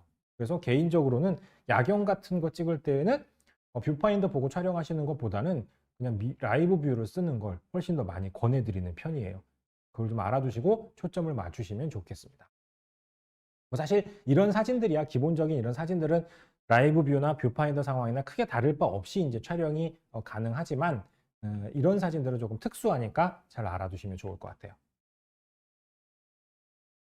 자, 이제 서버 AF, 오늘 강의에서 제가 초반에 강조했던 카메라를 잘 쓰기 위해서 알아야 할 포인트라고 생각이 되는데, 이 서버 AF에 대한 얘기를 좀 드려보도록 하겠습니다. 원샷 AF는 사실 별게 없어요. 그냥 삐빅 초점 맞추고 찍으면 되니까. 근데 이제 서버 AF는 피사체가 굉장히 다양하기 때문에, 움직임도 다양하고 형태도 다양하기 때문에 초점을 맞추기가 생각보다 까다로운 경우가 많습니다. 그래서 카메라에서 이 서버 AF를 조금 더 잘 쓸 수 있게 해주는 그러한 이제 세팅이 내장이 되어 있어요. 미러리스 카메라하고 DSLR 카메라가 옵션이 약간 다른데 제가 옵션이 조금 더 많은 DSLR을 보면서 제가 설명을 드릴게요. 자, 이거 오디마크4 메뉴 화면 좀 잠깐 볼게요. 일단 메뉴에 가셔서 AF 탭에 보시면 이렇게 첫 번째 페이지에 케이스가 나와 있습니다. 미러리스 카메라는 케이스가 4가지가 있고요. 그 다음에 DSLR 카메라는 OD급이나 1D급에 한해서 이렇게 6가지 케이스가 마련이 되어 있는데, 이게 피사체에 따라서 이제 좀 차이가 있는 거예요. 일단 그냥 나는 잘 모르겠고 초보자인데 움직이는 걸 찍어야 되겠어, AI 서버로. 그러면은 1번 다목적 다중 설정을 사용을 하시면 됩니다. 그러면은 그냥 웬만한 피사체에는 다 이제 초점을 쉽게 맞출 수가 있는데, 특정한 목적이 있는 경우, 예를 들어서 한 놈만 계속 쫓아다니고 싶다. 중간에 누가 들어와도 나는 원래 맞췄던 피사체를 조금 더 오랫동안 추적하고 싶다라면 케이스 2번을 쓰는 거예요. 장애물을 무시하고 피사체 추적을 계속한다 그랬죠. 추적 감도가 조금 더 낮은 형태의 세팅입니다. 이렇게 하면 초점을 맞추다가 중간에 다른 게 들어와도 여전히 이 맞추던 피사체에 맞아 있어요, 한동안. 그렇기 때문에 한 피사체만 계속 추적하기가 조금 더 편하다는 거죠. 그런데 그게 아니라 하나를 추적을 하다가 딱 들어왔을 때 바로 얘한테 맞추고 싶다. 그러니까 다른 피사체에 즉각적으로 초점을 맞추고 싶다라고 하면 케이스 3번을 쓰시면 됩니다. 추적 감도를 조금 더 이건 높인 세팅이 되겠죠. 그래서 2번하고 3번은 이제 하나의 피사체를 촬영을 하는데 바로 반응을 할 거냐, 아니면은 이전 피사체에 계속 맞출 거냐에 대한 차이가 있고, 이제 4번부터는 방향과 속도에 대한 얘기예요. 그러니까 케이스 2번, 3번하고 4, 5, 6번은 완전히 이제 조금 다른 세팅이라고 보시면 됩니다. 4번은 뭐냐 하면 속도가 일정하지 않은 피사체. 그러니까 특히 이제 여기 지금 옆에 그림에 축구 선수가 그려져 있잖아요. 천천히 걸어가다가 갑자기 팍 뛴다거나, 혹은 아니면은 갑자기 확 다가온다거나 갑자기 확 멀어진다거나, 이제 이런 형태의 피사체를 찍을 때, 그러니까 뭐 자전거 타는 사람을 찍는다거나 혹은 아니면 뭐 자동차를 찍는다거나 이럴 때에도 케이스 4번을 쓰면 조금 더 도움이 됩니다. 특히요, 여러분들이 이 움직이는 피사체를 찍을 때 주의하셔야 되는 게 아무리 카메라가 발전을 해도 제일 찍기 어려운 피사체 중에 하나가 뭐냐면 빠르게 다가오거나 멀어지는 피사체예요. 그러니까 자전거 타는 사람을 찍을 때에도 수평으로 쭉 이동하는 건 찍기 쉬워요. 초점 맞추기도 쉽고. 근데 내 쪽으로 확 다가온다. 그럼 어떻게 돼요? 초점 맞추고 찍는 순간에도 다가오고 있기 때문에 초점이 나가 있는 경우가 굉장히 많습니다. 그래서 이럴 때에는 여기 보시면은 지금은 가속, 감속 추적이라는 메뉴 있잖아요. 저거를 좀 높여주면 도움이 되거든요. 케이스 4번은 그거를 높여서 이제 세팅을 하는 거죠. 반대로 이제 케이스 5번 같은 경우에는 임의의 방향으로 불규칙하고 빠르게 움직인다 그랬죠. 이게 뭐냐면 쫓아다니기 힘든 거예요. 워낙 이제 속도가 빠르고 여기저기 움직여. 특히 이제 피겨 스케이팅 같은 거 타는 선수들을 보면 속도는 일정한데 방향이 굉장히 불규칙한 경우가 많잖아요. 그러면 카메라를 움직이기도 쉽지 않고 혹은 아니면 프레임을 고정시켜 놓은 상태에서 여기서 여기까지 쭉 따라가면서 찍고 싶다. 이런 경우가 있잖아요. 그럴 때 케이스 5번을 쓰는 거예요. AF 포인트 자동 전환 옵션을 조금 이제 활성화를 시켜서 여기 보시면은 이제 케이스 5번을 쓸 때에는 보통 이제 이렇게 존 AF나 자동 선택 AF를 같이 결합해서 씁니다. 그러면은 AF를 딱 맞추고 포인트가 자동으로 추적을 하는데 그 속도가 굉장히 빨라요. 그래서 방향이 굉장히 불규칙하게 움직이는 피사체를 카메라의 AF 포인트가 알아서 이렇게 따라가게 되어 있다라는 얘기죠. 마지막으로 케이스 6번은요. 제일 더러운 경우입니다. 뭐냐? 방향도 일정하지 않은데 속도도 굉장히 불규칙해. 그러면 쫓아가기가 굉장히 어렵거든요. 네, 그럴 때 가속, 감속 추적과 포인트 자동 전환 옵션을 좀 높여가지고 카메라가 더 민감하게 따라갈 수 있게 만들어 놓은 겁니다. 그리고 여기서 하나 아셔야 될 게 지금 화면을 보시면 추적 감도, 가속, 감속 추적, AF 자동 전환 세 가지 메뉴가 있잖아요. 여러분들 카메라 지금 이 오디마크4 같은 경우에는 뒤에 레이트라는 버튼을 누르면요. 이거를 여러분이 커스터마이징 할 수가 있어요. 그러니까 내가 케이스 6번을 다시 이렇게 조절한다거나 이런 식으로 할 수가 있다는 얘기입니다. 그러니까 촬영을 하다가 캐논에서 만들어 놓은 세팅이 조금 마음에 안 들거나 내 의지와 다르게 동작을 한다면 여러분이 세부적으로 건드리는 것도 가능하다는 거죠. 하지만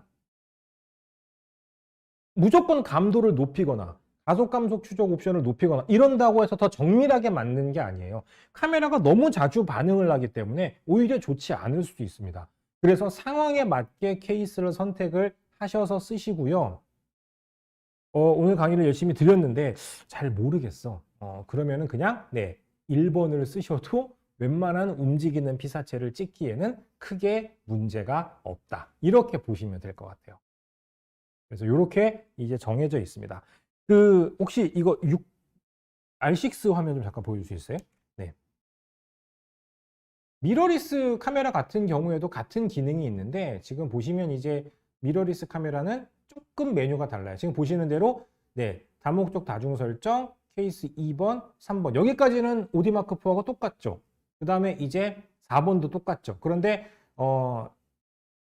이 1, 2, 3, 4번까지만 있고 마지막으로 이제 오토가 되어 있습니다. 이 오토라는 거는 센서에 들어온 피사체의 움직임을 카메라가 분석을 해서 알아서 추적을 하는 거예요. 그러니까 그냥 1번으로 촬영을 하거나 혹은 이제 좀 찍기가 어려울 때 너무 랜덤하게 움직이고 그럴 때는 오토로 설정을 하시면 알아서 포인트가 추적을 하면서 맞추는데 이런 기능을 쓸 수 있으니까 이거를 이제 여러분들이 잘 활용을 해 보시면 좋을 것 같습니다.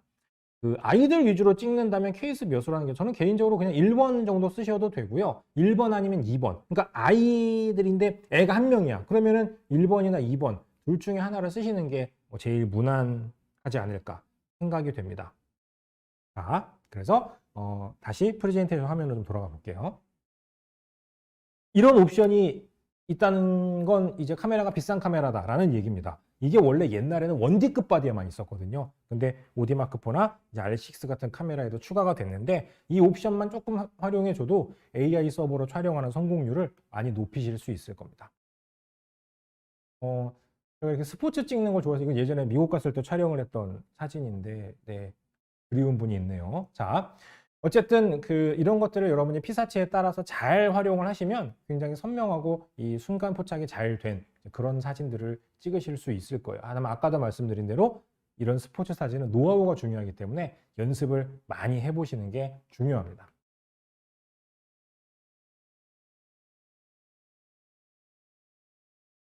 다 이제 AI 서버로 세팅을 해서 촬영한 사진이 되겠습니다.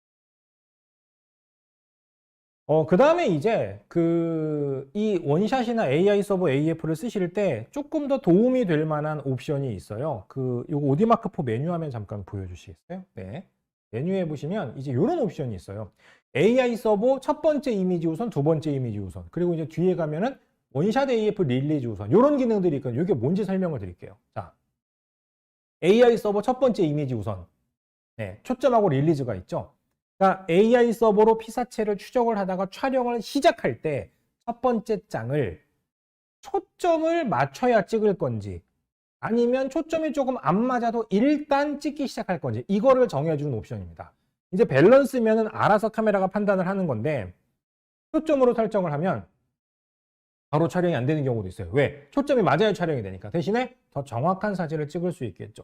하지만 초점으로 설정을 해놓으면 순간을 놓칠 수 있습니다. 그래서 약간 초점이 안 맞아도 빨리 찍기 시작을 할 거면 릴리즈로 두는 게 더 나을 수도 있다는 거예요. 기자분들 같은 경우에 간혹 저 릴리즈 우선 쪽으로 설정을 하시고 일단 촬영을, 왜냐하면 초점이 바로 안 맞아도 상관이 없으니까. 예, 그렇게 찍으시는 분들이 있다고 제가 얘기를 들었었어요. 그런데요, 두 번째 이미지는 뭐냐? 자, 첫 번째 장을 찍었어요. 그 다음에 두 번째 장을 이제 찍을 때도 초점을 맞춰야 찍을 거냐? 그 다음에 아니야, 초점이 조금 안 맞아도 일단 찍는 거에 주력할 거나, 이거를 여러분들이 조절해 주실 수가 있습니다. 그래서 어쨌든 모든 사진을 초점을 선명하게 맞춰서 찍고 싶다라고 하면 초점 쪽으로 이동을 하는 게 좋지만, 이렇게 되면 연속 촬영 속도가 떨어질 수가 있어요. 왜냐하면 초점이 맞아야지만 찍으니까. 그래서 조금 빨리 찍으실 때에는 속도 쪽으로 조절을 해 주시는 게 좋다라는 얘기입니다. 근데 이게 AI 서버에만 있는 게 아니고 원샷 AF에도 있어요. 아니, 원샷 AF도 당연히 초점이 삐빅하고 맞아야 찍는 거 아니냐라고 하실 텐데, 원샷 AF로 여러분들이 촬영을 하실 때에도 또 이게 연사로 다다다다닥 찍는 경우들이 있잖아요. 초점이 맞아야만 찍을 거냐, 아니면 초점이 조금 안 맞아도 촬영을 할 거냐, 이걸 이렇게 조절해 주실 수가 있다는 거죠. 일단 원샷 AF는 기본적으로 초점으로 놔두는 게 좋습니다. 네, 왜냐하면 원샷 AF 딱 대부분의 경우 한 장만 딱 찍는데 릴리즈로 놔주면 핀이 안 맞아도 찍히는 경우가 있기 때문에, 그래서 이렇지만 연속 촬영 같은 것들을 간혹 하시는 경우에는 이제 이거를 조절할 수도 있다. 이렇게 여러분들이 생각을 하시면 되겠습니다. 이런 것들도 세부적인 뭐 연사 속도나 이런 데 영향을 미치는 옵션이니까 알아두고 사용을 하시면 좋을 것 같아요. 자, 다시 프레젠테이션으로 넘어가 보겠습니다. 네, 이제 아까 AF 포인트를 선택하는 방법에 대해서 이제 간단히 설명을 드렸었는데, 잠깐 요 EOS R 시리즈 요거 외관 화면 좀 볼 수 있을까요? 네.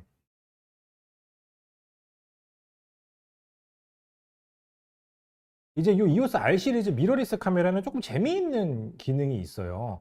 뭐냐 하면 이 터치 앤 드래그 AF라고 되어 있는데,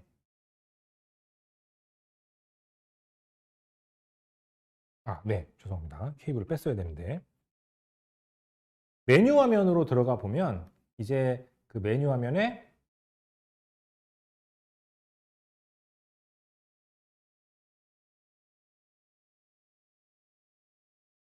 네, 터치 앤 드래그 AF 설정이라는 게 있습니다. 이건 DSLR 카메라에는 없는 기능이고요. 미러리스 카메라만 있는 기능인데 소개를 좀 해드리려고 해요. 자, 터치 앤 드래그 AF라는 건 뭐냐? 보통 이제 AF 포인트를 선택할 때는 아까 어떻게 했어요?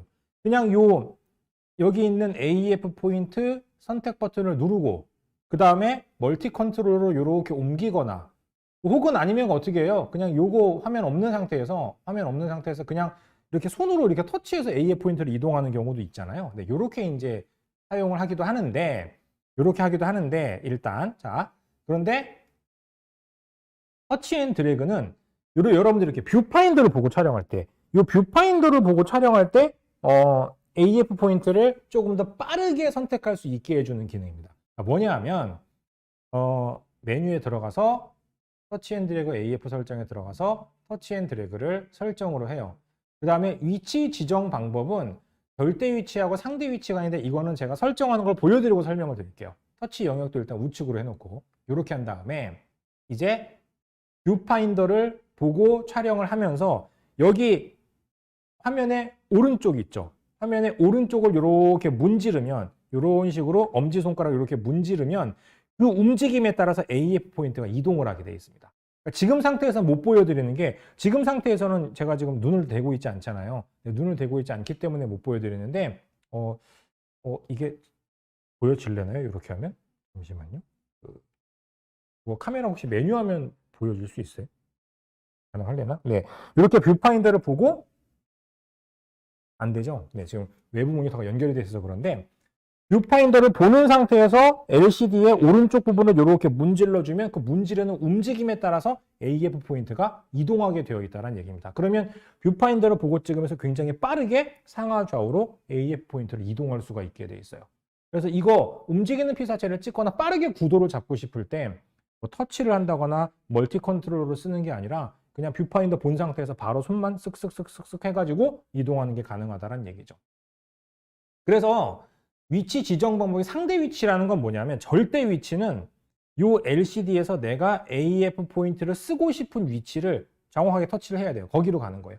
상대 위치는 예를 들면 뷰파인더 보고 있으면은 이게 어딘지 잘 모르잖아요. 그러니까 손이 그냥 대충 문지르는 이 영역에 따라서 알아서 위치가 결정이 되는 거예요. 손의 위치에 따라서. 그러니까 절대 위치는 내가 원하는 AF 포인트를 정확하게 터치해야 되는 거고 상대 위치는 손으로 문지르는 거에 따라서 알아서 자기가 적당히 상하 좌우로 이동을 하는 거다. 이렇게 보시면 되겠습니다. 그리고 이제 터치 영역이 있는데 터치 영역도 이제 전체 영역을 터치를 하게 할 수도 있고 우측만 할 수도 있고 좌측만 할 수도 있고 뭐 예를 들면 좌측으로 하면은 이렇게 카메라 든 상태에서 이렇게 왼손으로 할 수 있는 거잖아요. 이렇게 할 수도 있고 뭐 여러 가지 방법이 있어요. 그래서 터치를 해서 문지르는 영역을 우측, 좌측, 뭐 상단, 하단 이런 식으로 좀 더 세밀하게 설정할 수 있게 되어 있는데 뭐 일반적으로 뷰파인더 보고 촬영할 때에는 한 손으로 왼손으로 렌즈를 받쳐야 되기 때문에 보통 우측 영역을 많이 쓰는 편입니다. 그래서 이렇게 이제 설정을 이제 하시고 이게 여기서 지금 오늘 시연을 완벽하게는 못 해드리는데 뷰파인더 보고 이렇게 문질러 보시면 이게 이렇게 되는 거구나 라는 걸 대충 아시게 될 거예요. 그래서 상당히 저는 미러리스 쓰면서 꽤 편리하게 쓰고 있는 기능이라 소개를 해드려 봤습니다. 네, 그럼 다시 프레젠테이션 화면으로 넘어가 볼게요.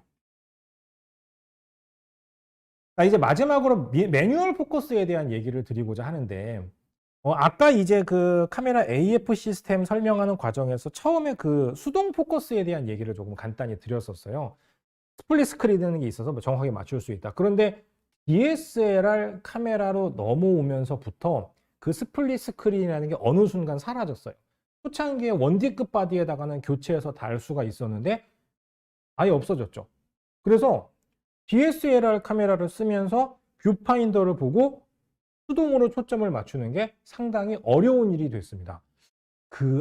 아직도요, 옛날 카메라 쓰던 향수가 있으셔서 DSLR 카메라 쓰는데 뷰파인더 보면서 수동으로 초점 맞추시는 분들이 간혹 있으신데 시력 2.0인 분들도 뷰파인더 보고 정확하게 맞추기 어렵습니다. 그래서 DSLR 카메라 뷰파인더를 보면서 수동으로 초점을 맞추는 건 개인적으로 권해드리지 않아요.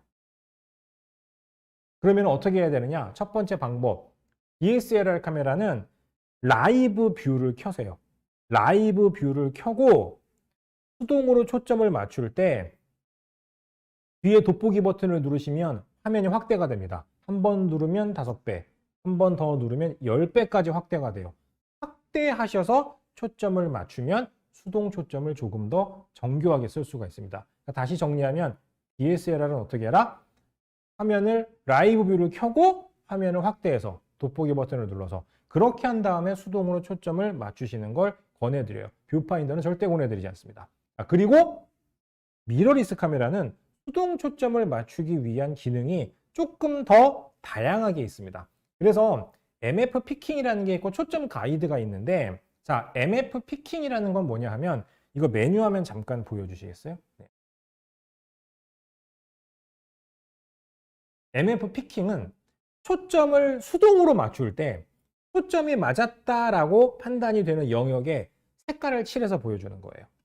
지금 근데 이 외부 모니터를 연결하면 피킹 그 상황을 보여드릴 수가 없어요. 그래서 이제 여러분들한테 지금 직접 시연을 해드리지는 못하는데 이 저 피킹 기능을 켜고 수동으로 초점을 맞추면 초점 맞은 영역에 지정된 색상을 보여주게 되어 있습니다. 그러니까 내가 원하는 피사체에 지금은 색상이 빨강으로 되어 있죠. 빨간색이 이렇게 테두리에 칠해지면 아, 거기에 초점이 맞았구나. 이렇게 생각하시면 돼요.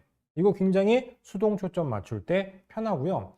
그 다음에 이제 초점 가이드는 뭐냐면 초점 가이드는 이 렌즈를 수동으로 바꿀게요. 수동으로 바꾸면 저런 식으로 화면 가운데에 사각형에 이렇게 위에 그 세 개로 이렇게 뻗어 있는 짧은 무슨 선 같은 게 보여요. 예, 그죠? 그래서 이제 저게 저렇게 되어 있는데 저거를 갖다가 이제 초점. 그래서 지금 이제 MF까지 설명을 드렸는데 이 수동 포커스는 많이 쓰시진 않겠지만 그래도 수동 초점을 쓰는 데 있어서 꽤 유용한 기능이니까 잘 알아두시고 저는 뭐 야경 같은 거 찍을 때나 클로즈업 촬영할 때 많이 써요. 예, 그러니까 잘 활용을 해보시면 좋을 것 같습니다.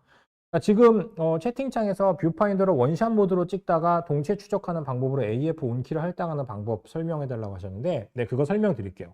뭐냐 하면 자, 지금 기본적으로 AF 모드가 원샷으로 되어 있죠. 원샷으로 되어 있는데 갑자기 피사체가 움직여. 그래서 AI 서버로 전환을 하고 싶어. 그러면은 이제 몇 가지 방법이 있어요. 첫 번째로는 자, 메뉴 화면을 눌러서 어떤 메뉴를 찾으시냐 하면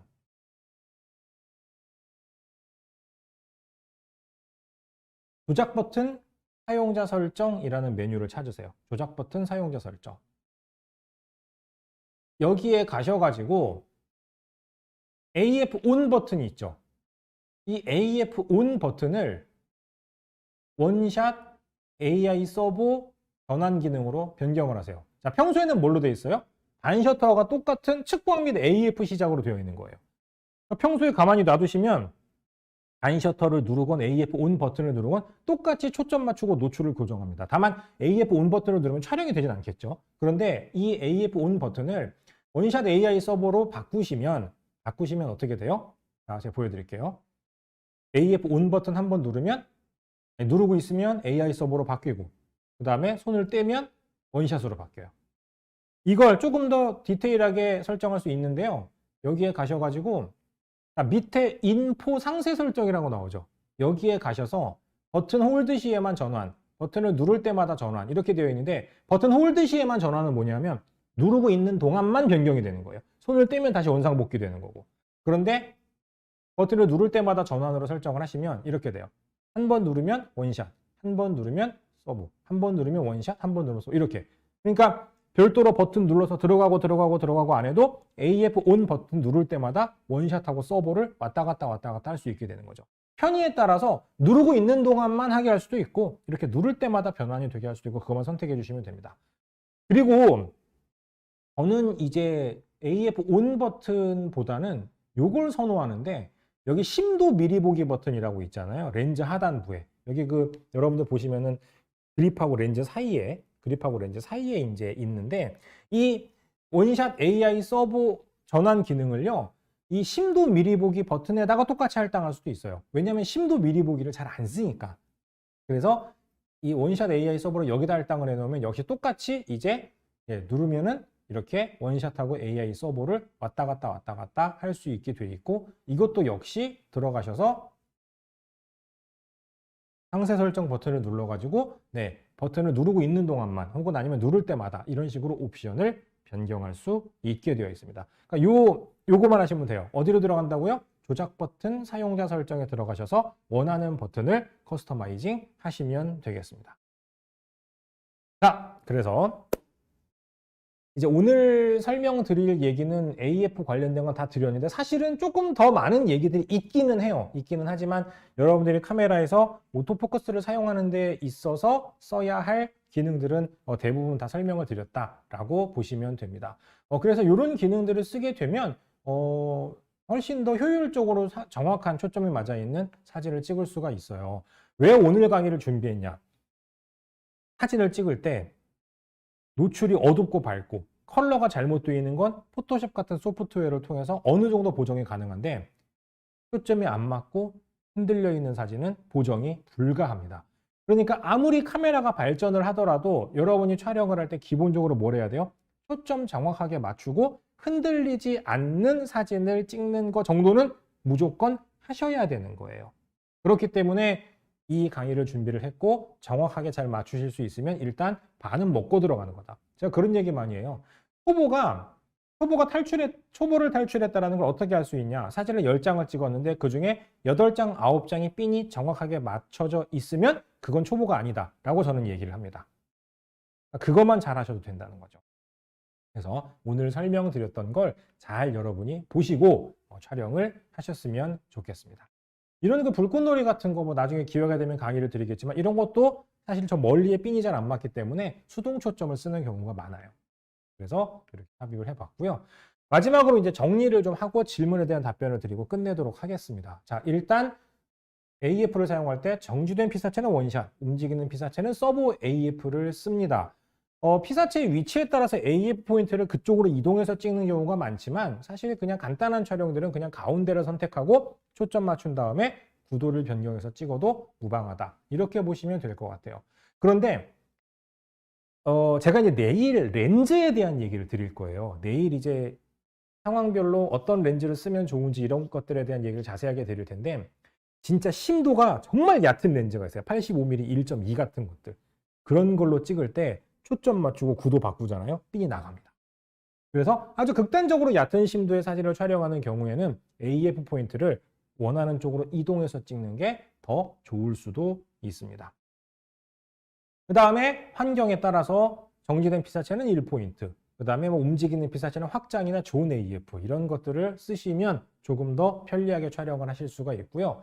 DSLR 카메라는 뷰파인더하고 라이브 뷰 상태에서 AF의 능력, 그 다음에 속도 뭐 등등 여러 가지가 차이가 있기 때문에 상황에 따라서 뷰파인더를 쓸지 라이브 뷰를 쓸지 선택을 하셔야 돼요. 특히 이제 서버 AF, AI 서버 AF를 사용하는 경우에는 피사체가 굉장히 다양한 형태로 움직이기 때문에 아까 그 메뉴 화면에서 케이스 보여드렸죠? 해당 화면에 나와 있는 그 케이스들을 적절히 선택해서 초점을 맞추시면 더 효과적으로 추적을 할 수가 있습니다. 마지막으로 피사체나 촬영 환경에 따라서 MF를 쓰시는 것도 한번 고려해 보세요. 다만 DSLR 뷰파인더 보면서 MF는 절대 하시지 말고 라이브 뷰를 쓰면서 확대해서 쓰시거나 미러리스를 쓰시는 분들은 반드시 피킹이나 초점 가이드 같은 거를 활성화시켜서 MF를 쓰셔야 더 정밀하게 맞고 개인적으로 매크로 촬영, 즉 클로즈업 촬영 같은 접사를 할 때에는 그 MF를 쓰시는 걸 적극 권해드려요. 그래서 이런 것들을 잘 알아두시면 좋겠습니다. 자, 이제 질문 몇 가지 올라온 거 답변을 드리고 뭐 시간이 좀 오버가 됐으니까 마무리를 할 텐데 주얼리 R6로 주얼리 찍으실 때 스팟 AF, 1포인트 AF 중에서 어떤 걸 쓰시냐고. 저는 개인적으로 1포인트를 쓰셔도 크게 문제가 없다고 생각을 해요. 저도 지금 생각해보니까 제가 한 20년 전쯤에 사진 처음 시작할 때 주얼리 촬영을 먼저 시작을 했었는데 그런 이제 상품을 찍을 때에는 일단 조리개를 어느 정도 조여야 돼요. 그래야지 앞에서 뒤에까지 다 선명하게 나오잖아요. 그러니까 조리개를 조금 조인다라고 생각을 하면 사실은 꼭 스팟 AF를 쓰지 않고 1포인트 AF를 써도 촬영에는 큰 문제는 없어요. 다만 피사체가 작아요. 그리고 그거를 그렇게 확대해서 찍지 않을 거예요. 근데 아주 정교하게 뭐 예를 들면 반지에 보석이 여러 개 박혀 있는데 첫 번째에 맞출지 두 번째에 맞출지를 선택하고 싶다. 그러면은 이제 스팟 AF를 쓰는 게 조금 더 나을 수 있습니다. 그리고 상품 촬영 시에 DSLR을 유리하고 미러리스는 불편하다고 그러는데 그거는 전혀 아닙니다. 미러리스 쓰셔도 전혀 상관이 없습니다. DSLR이 유리할 이유가 없는데요. 네. 사실 뭐 카메라의 기본적인 성능은 비슷하기 때문에 뭐 DSLR의 뷰파인더가 유리로 되어 있어서 유리한 점이 있을 수 있지만 상관없어요. 그러니까 미러리스 그냥 쓰시면 돼요. 네. 전혀 문제 없습니다. 그리고 초점이 맞는 거 안 맞는 거, 뭐 전핀, 후핀 이런 것들은 사실은 촬영을 해서 그냥 바로 화면으로 봐서는 알기가 어려워요. 확대해서 보더라도 사실은 알기가 조금은 어렵습니다. 그러니까 나중에 촬영을 하고 집에 왔는데 특히 이제 정교한 매크로 촬영 같은 걸 했는데 원하는 데에 초점이 좀 맞지 않은 이런 경우들이 있는 경우도 있을 수 있죠. 하지만 최선의 방법은 일단 촬영을 하시고요. 조금 확대해서 보시는 거예요. 확대해서. 그러면은 그나마 조금 구분이 가능하니까 확대해서 원하는 피사체에 맞았는지 한번 보시면 좋을 것 같고 특히 접사 촬영 같은 거 하시는 분들은 제발 찍고 좀 확대해서 보세요. 찍지만 마시고 그래야지 정확하게 초점이 맞았는지를 확인할 수가 있습니다. AF 포인트가 맞는다는 건 습도하고는 사실은 큰 상관이 없습니다. AF를 검출하는 데 있어서 가장 이제 중요한 건 뭐냐면 피사체의 명암 대비예요. 얼마나 경계가 뚜렷하나. 그러니까 단색의 피사체는 초점이 안 맞죠. 명암 경계가 얼마나 뚜렷하냐에 따라서 초점을 맞추게 되고, 영향을 주는 요소들이 몇 가지가 있는데 그중에 조명의 상태, 그 다음에 조명의 색상, 이런 것들이 DSLR 같은 경우에 특히 영향을 약간 주는 경우들이 있습니다. 있기는 있지만 습도? 습도 때문에 맞는다? 안 맞는다? 그거는 저는 경험해 보지는 못한 것 같아요. 만약에 그렇게 경험을 하셨다면 다른 요인도 있을 수 있으니까 한번 분석을 해보시는 게 좋을 것 같습니다. 그리고 초점 맞추는 거 확대해서 보는 거 렌즈별로 되는 게 관련, 이게 카메라에 따라 달라요. 렌즈별로 다른 게 아니라 좀 예전에 나왔던 카메라들은 라이브 뷰를 쓸 때 확대가 안 되는 기종들이 있었고요. 근래에 나오는 카메라들은 라이브 뷰를 쓸 때 확대가 다 됩니다. 다만 쓰실 때 그 AF가 아니라 먼저 렌즈를 MF로 하시고 그 다음에 카메라 뒤에 있는 돋보기 버튼을 누르면 누르는 것에 따라서 뭐 5배, 10배, 뭐 심지어 15배까지 되는 것도 있죠. 그런 식으로 확대가 됩니다. 그러니까 그렇게 해서 확대를 하시면 되고, 렌즈 때문에 안 되는 경우는 제 기억으로는 없었던 것 같아요. 이거는 카메라에서 지원하는 기능이니까 카메라에 따라서 다를 수 있다. 이렇게 보시면 되겠습니다. 자, 지금 화면을 보시면 그 QR코드가 나와 있죠? 일단 오른쪽에 나와 있는 QR코드로 접속을 하시면 오늘 강의에 대한 설문조사에 참여하실 수 있고, 네, 답변을 잘 해주시면 저희가 기프티콘을 드리도록 하겠습니다. 그리고 왼쪽에 나와 있는 QR코드는 저희 캐논 아카데미에서 만든 온라인 아카데미 강의에 대한 사이트 QR코드예요. 그래서 혹시라도 뭐 카메라에 대한 여러 가지 내용이 궁금하고 아주 좋은 강의들이 많이 올라와 있으니까 온라인 아카데미 들어가서 보시고 원하는 강의가 있으시면 한번 수강해 보셔도 될 것 같습니다. 추가로 질문하신 거 있으시니까 좀 답변 더 드릴까요? 네. 50mm 1.4 렌즈를 쓰시는데 개방해서 찍으니까 뿌옇게 보인다. 이건 초점 문제가 아니라 렌즈 문제예요. 제가 내일 설명드릴 텐데 모든 렌즈는요, 조리개를 열면 화질이 떨어집니다. 그리고 옛날에 나온 렌즈일수록 더 떨어져요. 그러니까 50mm 1.4 렌즈는요, 조리개 개방해서 찍는 걸 피하세요. 저도 이 렌즈를 굉장히 오래 썼고 좋아하는 렌즈인데 이 렌즈가 다 좋은데 개방에서의 화질은 아무래도 나온 지가 조금 오래되다 보니까 조금은 떨어지는 편이에요. 근래에 나온 렌즈들은 개방 화질이 굉장히 좋거든요. 뭐 예를 들면 RF 50mm 1.2 같은 것들은 뭐 기가 막혀요. 근데 이게 렌즈 문제라서 조리개를 조금 조이세요. 한 50mm 한 1.8이나 2.0까지만 조여도 훨씬 더 사진이 샤프해집니다. 조리개를 조금 조여서 찍어보시고, 그 MF 사용 시에 그 렌즈마다 다르기는 한데요. 일반적인 렌즈들은, 그러니까 아주 초망원 렌즈가 아닌 경우에는 그 MF 사용하실 때 그 20, 30m면은 그냥 무한대로 놓고 촬영을 하셔도 됩니다. 근데 주의하셔야 되는 게, 우리가 예전에 카메라를 쓸 때 무한대 초점 얘기를 많이 했잖아요. 근데 이 무한대 포커스를 쓰다가 보면 틀어지는 경우들이 있어요. 그러니까 여기 카메라 지금 뷰파인더, 아니 렌즈 위에 보면은 거리개 창이 있는데 이 거리개 창에 무한대 부분이 영역이 있단 말이에요. 이걸 무한대 영역으로 맞춰서 이제 그 촬영을 하는데, 이 무한대 영역에다가 맞췄을 때 이 무한대 영역이 정확하게 잘 교정이 돼 있으면 괜찮은데 이게 쓰다가 조금 틀어져 있으면 무한대라고 맞췄는데 핀이 안 맞는 경우가 있다는 거예요. 만약에 무한대로 촬영을 했는데 선명하지 않다라고 하면 서비스 센터에서 한번 그 렌즈를 점검을 받아보시는 것도 좋습니다. 이게 찍다가 보면 약간씩 틀어지는 경우들이 있다고 하더라고요. 근데 일반적으로는 뭐 렌즈에 문제가 없다라면 무한대로 맞추시면 멀리 있는 피사체는 핀이 다 맞는 게 맞습니다. 그리고 마지막으로 그 1.4 렌즈여도 당연히 가격이 다르잖아요. 50mm 1.4하고 여기 뭐 예를 들어서 85.4나 뭐 그다음에 뭐 35mm 1.4는 렌즈 가격 자체가 다르기 때문에 해상력도 달라요. 그만큼 이제 개방 화질도 다르고, 그러니까 렌즈마다 다 똑같은 건 아닙니다. 안타깝게도 50mm 1.4는 뭐 렌즈로 치면 그렇게 고가의 렌즈는 아니기 때문에 개방 화질이 조금은 좀 아쉬우실 수 있으니까 조여서 찍는 걸 권해드리고, 사실은요, 1000만 원짜리 렌즈가 있어도 조리개 좀 조여서 찍으세요. 그게 카메라의 화질을 위해서, 사진의 화질을 위해서는 좋은 방법이에요. 모든 렌즈는요, 하여튼 조리개를 열면 조금이라도 화질이 다 떨어지게 돼 있습니다.